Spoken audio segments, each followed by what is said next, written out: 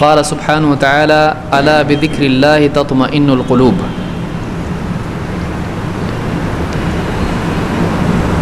انسان کی سعادت کی علامت یہ ہے کہ اس کے دل میں غفلت کی بجائے اللہ تعالیٰ کی یاد اور اللہ کی محبت اور عظمت ہو۔ دنیا غفلت کی جگہ ہے، یہاں آدمی پر اللہ کی طرف سے ذمہ داریاں ہیں، یہاں شیطان ہے، یہاں نفس ہے،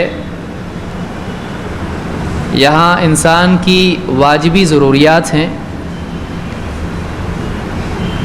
اور اسی کے ساتھ دنیا خوبصورت ہے، اپنی طرف کھینچنے والی ہے۔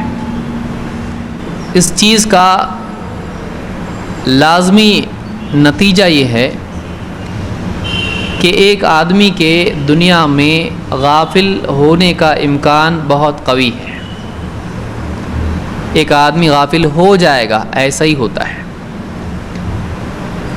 آدمی غافل ہوتا ہے اپنے خالق، مالک اور اپنے رب اور اپنے معبود سے، اور آدمی غافل ہو جاتا ہے اپنے انجام، اپنی آخرت، اپنی موت اور اپنے قیامت کے دن جس میں اس کی زندگی کا فیصلہ ہونے والا ہے، اس دن سے۔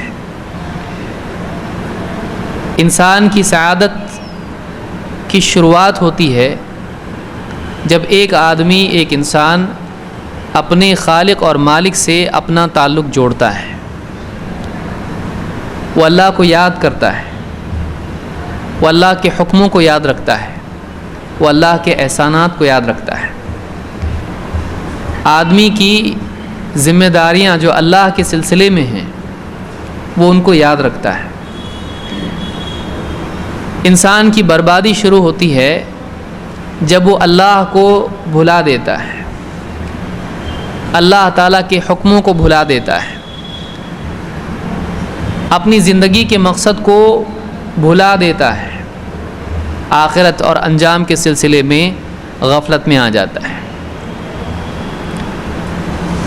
ساری برائیاں شروع یہاں سے ہوتی ہیں۔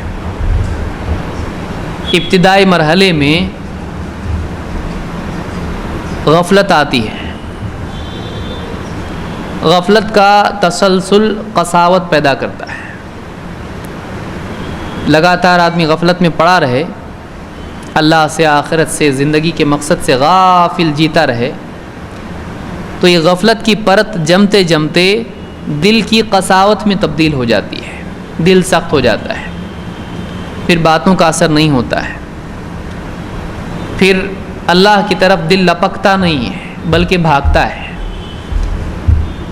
پھر قرآن کی آیات سن کر کیفیات پیدا نہیں ہوتی ہیں، اللہ کی یاد سے دل میں کپ کپی نہیں آتی ہے، اللہ سے دل جڑتا نہیں ہے بلکہ وحشت پیدا ہوتی ہے۔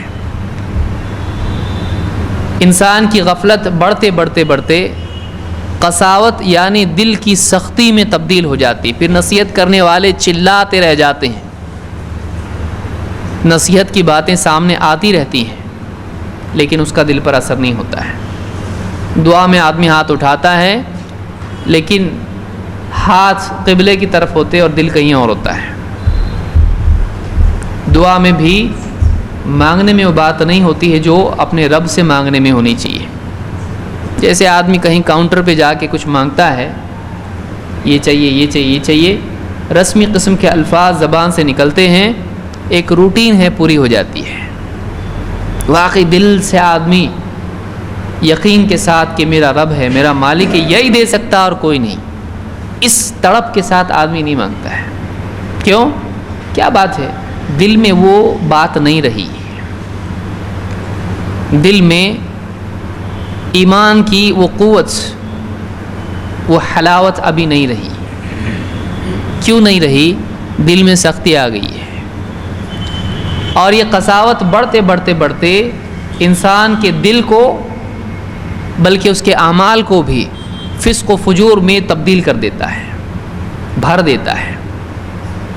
آدمی کا دل فاسق ہو جاتا ہے اور آدمی کے اعمال میں گناہ شامل ہو جاتے ہیں، طاعت کی بجائے معصیت کا غلبہ اس کے مزاج میں ہو جاتا ہے۔